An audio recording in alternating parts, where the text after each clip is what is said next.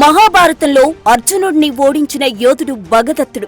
అష్టదిగ్గజాలలో ఒకటైన సుప్రతీకం అనే ఏనుగును అధిరోహించగల ఏకైక వీరుడు భగదత్తుడు. భీముణ్ణి సైతం తన ఏనుగుతో ఓడించిన వాడు భగదత్తుడు. మహాభారత యుద్ధంలో మహారథుడు భగదత్తుడు. భగదత్త నరకాసురుని కుమారుడు. శ్రీ మహావిష్ణువు వరాహ అవతారాన్ని ధరించినప్పుడు వరాహ స్వామికి భూదేవికి పుట్టినవాడు ఈ నరకాసురుడు. ద్వాపర యుగంలో శ్రీకృష్ణుడు సత్యభామ కలిసి నరకాసురుడిని సంహరించగా నరకాసురుడి కొడుకుగా భగదత్త ప్రాగ్జ్యోతిషపురానికి రాజవుతాడు. నరక రాజవంశరాజులలో భగదత్త రెండవవాడు. నరకాసురునికి భగదత్తతో పాటు మహాశిరస, మాధవన్, సుమాలి అనే కుమారులు ఉన్నారని కాళికా పురాణం హరిచరిత్ర చెబుతోంది. నేటి అస్సాంలోని గౌహతి ప్రాంతమే ఒకప్పటి ప్రాగ్జ్యోతిషపురం. భూదేవి ప్రసాదించిన వైష్ణవాస్త్రాన్ని నరకాసురుడు తన కుమారుడైన భగదత్తుడికిస్తాడు. అన్ని అస్త్రాలలో శక్తివంతమైనది వైష్ణవాస్త్రం. దీన్ని ప్రయోగిస్తే శత్రువులు ఎంతమందైనా సమూలంగా నాశనం చేస్తుంది. దీనికి తిరుగుండదు. భగదత్త ఇంద్రుడికి ప్రాణ స్నేహితుడు, అలాగే జరాసంధుడికి కూడా మిత్రుడే. ఇతనికి వజ్రదత్త, పుష్పదత్త అనే ఇద్దరు కుమారులున్నారు. అంతేకాకుండా భగదత్త దగ్గర సుప్రతీకం అనే శక్తివంతమైన ఏనుగు కూడా ఉంది. ఈ భూమండలంపై అతి శక్తివంతమైన మహాబలవంతమైన ఏనుగులు 8 ఉన్నాయి. వాటిని అష్టదిగ్గజాలు అంటారు. అంటే 8 దిక్కుల ఉండే ఏనుగులు అని అర్థం. హిందూ పురాణాలలో ఈ భూమిని 8 దిక్కులలో కాపలా కాస్తూ 8 ఏనుగులు ఉంటాయని చెప్పేవారు. అవే అష్టదిగ్గజాలు. వాటిలో ఐరావతం, పుండరీకం, వామనం, కుముదం, అంజనం, పుష్పదంతం, సార్వభౌమం, సుప్రతీకం అనే 8 ఏనుగులున్నాయి. ఇంతటి బలమైన శక్తివంతమైన సుప్రతీకమునెక్కి భగదత్తుడు యుద్ధరంగంలోకొస్తే శత్రువుకు చెమటలు పట్టాల్సిందే. సుప్రతీకం ఒక్కసారి గీంకరిస్తే చాలు తోటి ఏనుగులు, గుర్రాలు యుద్ధరంగం నుండి పరుగులు తీసేవి. దాదాపుగా 25 అడుగుల ఎత్తు, 40 అడుగుల పొడవుతో అతి బలంగా చిన్న సైజు కొండ మాదిరిగా సుప్రతీకం ఉంటుంది. ఏ మావుటి కూడా సుప్రతీకాన్ని నడిపించలేడు. ఒక్క భగదత్తుడి మాటే సుప్రతీకం వింటుంది. యుద్ధంలో ఎంతో మంది వీరులను తన కాళ్లతో తొక్కి చంపింది. అలాగే ఎన్నో రథాలను, గుర్రాలను నాశనం చేసింది సుప్రతీకం. భగదత్తుడి దగ్గర 1,00,000 ఏనుగులతో అతి పెద్ద సైన్యం ఉండేది. మహాభారత కాలంలో ఈ భూమి మీద ఏ రాజు దగ్గర ఇంత పెద్ద గజబలం లేదు.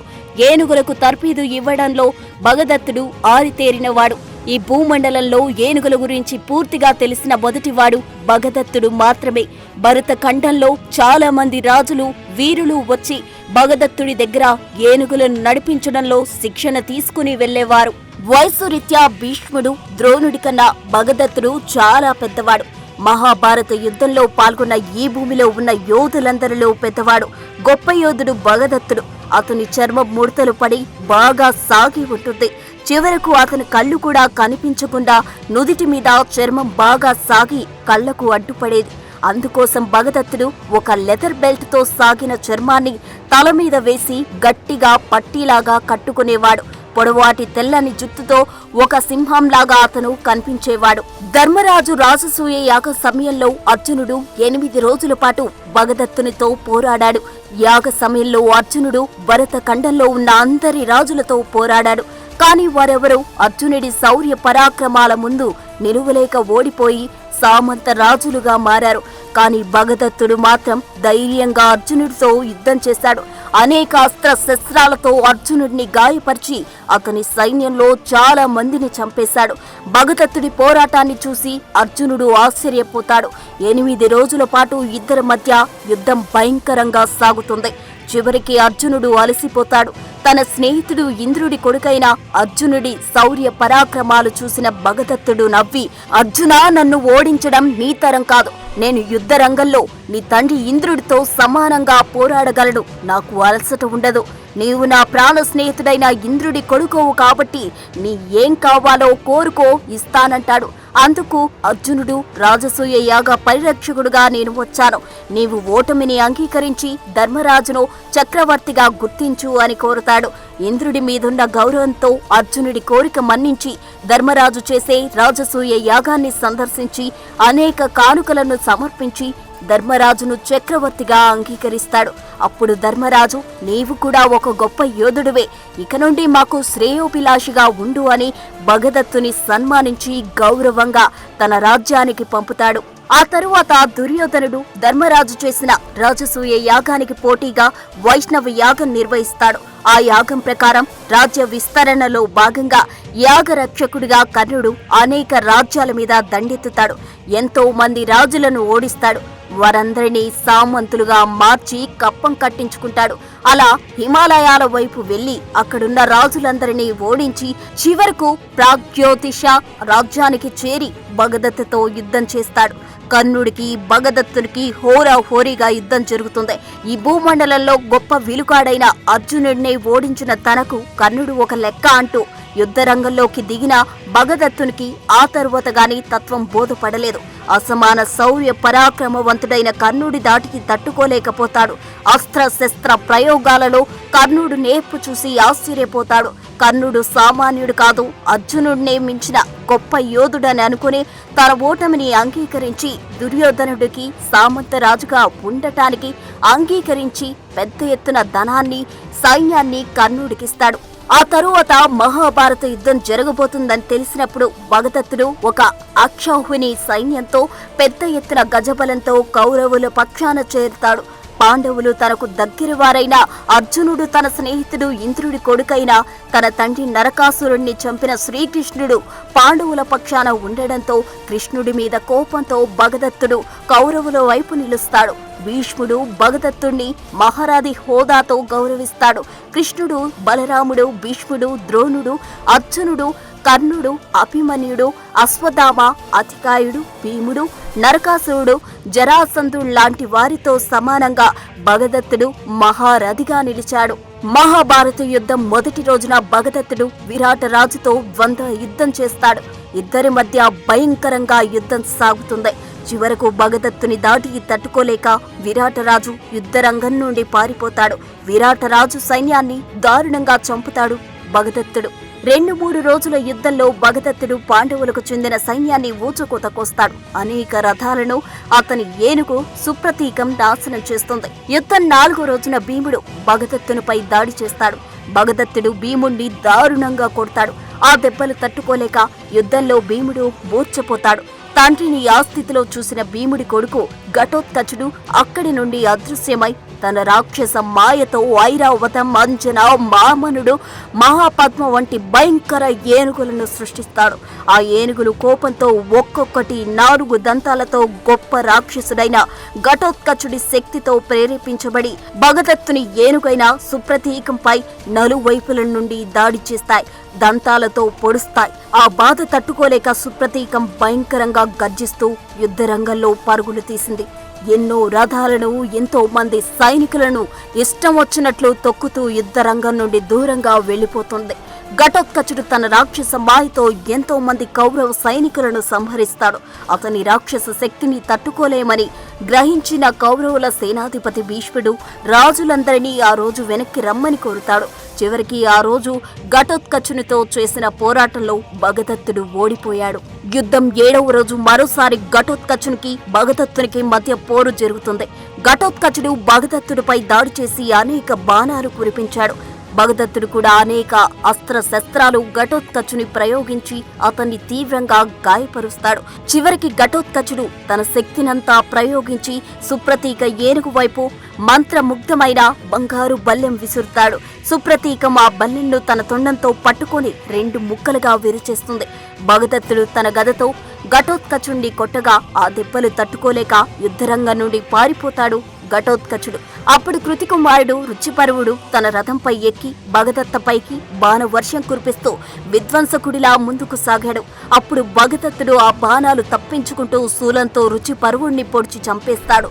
రుచిపర్వుడు మరణానికి రగిలిపోయిన సుభద్ర కుమారుడు అభిమన్యుడు, సాత్యకి, ఉప పాండవులు, చేకితానుడు, దృష్టకేతు అలాగే యుయుత్సుడు అందరూ కలిసి ఏనుగును బాధించడం ప్రారంభించారు. సుప్రతీకను చంపాలనే కోరికతో ఆ యోధులందరూ పెద్దగా కేకలు వేస్తూ తమ బాణాలు బల్లెంలను సుప్రతీక వైపు విసురుతారు. కురుస్తున్న బాణవర్షాన్ని లెక్క చేయకుండా భగదత్తుడు ఏనుగును ముందుకు పరిగెత్తిస్తూ ఉప పాండవుల రథాలపై దాడి చేసి వాటిని ధ్వంసం చేస్తుంది. ఆ తరువాత యుయుత్సుడి గుర్రాలను తొక్కుతూ రథసారథిని చంపి రథాన్ని నాశనం చేస్తుంది. దాంతో యుయుత్సుడు తన రథాన్ని వదిలి పారిపోతాడు. అలా ఆ రోజు యుద్ధంలో భగదత్తుడు ఎంతో మందిని చంపి ఎన్నో రథాలను నాశనం చేసి పాండవులకు చాలా పెద్ద నష్టం కలిగిస్తాడు. యుద్ధం 8-9 రోజుల్లో దశన్న రాజుతో భగదత్తుడు యుద్ధం చేస్తాడు. అందులో దశన్న రాజుని ఓడిస్తాడు. తరువాత భగదత్తుడు క్షత్రదేవుని చేతులు నరుగుతాడు. భీముడు రథసారథి విశోకుడు భగదత్తుని బాణాలకు స్పృహ తప్పి పడిపోతాడు. భగదత్తుని కుమారుడైన పుష్పదత్తుడు నకుల చేతిలో మరణిస్తాడు. యుద్ధం 12వ రోజు దుర్యోధనుడు భీమునిపై పెద్ద ఏనుగుల సైన్యాన్ని పంపగా భీముడు తన గదతో ఏనుగులన్నిటినీ చంపుతాడు. ఈ వార్త వేగంగా వ్యాపించి భగదత్తకు చేరింది. భగదత్తుడు భీముడిపై తన ఏనుగు సుప్రతీకంతో దాడి చేసి అతన్ని రథాన్ని విరగొట్టి రథసారథిని సుప్రతీక తన పాదాల కింద వేసి చంపుతుంది. భీముడు తన రథం నుండి దూకి తప్పించుకుని ఏనుగు కాళ్ళ మధ్య పడిపోయాడు. అతను ఏనుగుపై కత్తితో దాడి చేసి గాయపరిచాడు. కోపోద్రిక్తుడైన భగదత్తుడు తన ఏనుగు సుప్రతీకతో భీముని మెడను తొండంతో గట్టిగా పట్టుకునేలా చేస్తాడు. సుప్రతీక తన కాళ్ళ కింద భీముని వేసి తొక్కాలని ప్రయత్నిస్తుంది. భీముడు సుప్రతీక కాళ్ళలో దూరడం వల్ల బయటకు కనిపించడు. దాంతో కౌరవ సైన్యం భీముణ్ణి సుప్రతీక తొక్కి చంపిందని భావించి సంబరాలు చేసుకోవడం ప్రారంభించారు. ధర్మరాజు భీముడు నిజంగానే చనిపోయాడేమోనని బాధపడ్డాడు. చివరకు కోపంతో ఏనుగుల గుంపుతో భగదత్తుని చంపమని దసరా రాజును కోరుతాడు. ఇక సుప్రతీక దసరా ఏనుగుల మధ్య పోరు బీభత్సంగా సాగుతుంది. చివరకు సుప్రతీక దసరా ఏనుగులను పొడిచి చంపుతుంది. అలా ఏనుగులు పెనుగులాటలో ఉండగా సుప్రతీక కాళ్ళ కింద ఉన్న భీముడు సురక్షితంగా బయటపడతాడు. దాంతో పాండవులు ఊపిరి పీల్చుకుంటారు. ఆ తరువాత ద్రోణుడి కోరికపై భగదత్తుడు ధర్మరాజును బంధించాలని దగ్గరకు వెళ్లి అనేక బాణాలు ప్రయోగిస్తాడు. తన ఏనుగుతో పాండవుల సైన్యాన్ని దారుణంగా చంపుతాడు. అప్పుడు కృష్ణార్జునులు అక్కడికి చేరుకుని ధర్మరాజుని రక్షిస్తారు. అర్జునుడు భగదత్తుడు ఒకరిపై ఒకరు అనేక బాణాలు ప్రయోగించుకుంటారు. ఇద్దరి మధ్య అతి భయంకరంగా యుద్ధం జరుగుతుంది. ఇద్దరు మహాయోధులే, ఒకరికి ఒకరు తీసిపోకుండా యుద్ధం చేస్తారు. భగదత్తుడు తన ఏనుగుతో అర్జునుడిని చంపడానికి ప్రయత్నించాడు, కానీ విఫలమయ్యాడు. అర్జునుడు భగదత్తుడి ధనస్సును అతడు విసిరిన ఈటలన్నిటినీ విరిచేస్తాడు. ఏనుగు ఆసనంపై ఉన్న ధ్వజారోహణాన్ని అర్జునుడు ధ్వంసం చేస్తాడు. దాంతో కోపగించుకున్న భగదత్తుడు అర్జునుడిని చంపడానికి వైష్ణవాస్త్రం అనే దివ్యాస్త్రాన్ని ప్రయోగిస్తాడు. అయితే దానికి శ్రీకృష్ణుడు అడ్డం వస్తాడు. ఆ వైష్ణవాస్త్రం శ్రీకృష్ణుడి మెడలో దండలా మారిపోతుంది. అలా నరకాసురుడికి భూదేవి ఇచ్చిన వైష్ణవాస్త్రం తిరిగి విష్ణుమూర్తికి చేరుతుంది. శ్రీకృష్ణుడి సూచనతో అర్జునుడు భగదత్తుడు తలకట్టుకున్న తోలుబెల్టును బాణంతో తింపుతాడు. అప్పుడు భగదత్తుడు సాగిన శరీర చర్మం కళ్లకు అడ్డుగా పడుతుంది. ముందున్నది కనిపించక తన ఏనుగును ఎటు నడపాలో తెలియక అవస్థలు పడతాడు భగదత్తుడు. అప్పుడు అర్జునుడు ఒక దివ్యాస్త్రాన్ని ఏనుగు సుప్రతీకంపై ప్రయోగిస్తాడు. ఆ బాణం పర్వతానికి ఎదురుగా వెళ్లిన వజ్రంలా ఏనుగును తాకుతుంది. చెదపురుగుల పుట్టలోకి పాము ప్రవేశించినట్లు ఆ దివ్యాస్త్రం ఏనుగు తల నుండి పొట్టలోకి వెళ్లి దాని అవయవాలు చింద్ర చేస్తుంది. అది కింద పడి తన దంతాలతో నేలను తాకుతుంది. ఒక పెద్ద కొండ నేలను ఢీకొట్టినట్లు నేలపై పడుతుంది. ఆ ఏనుగు కింద పడి చాలా మంది సైనికులు మరణిస్తారు.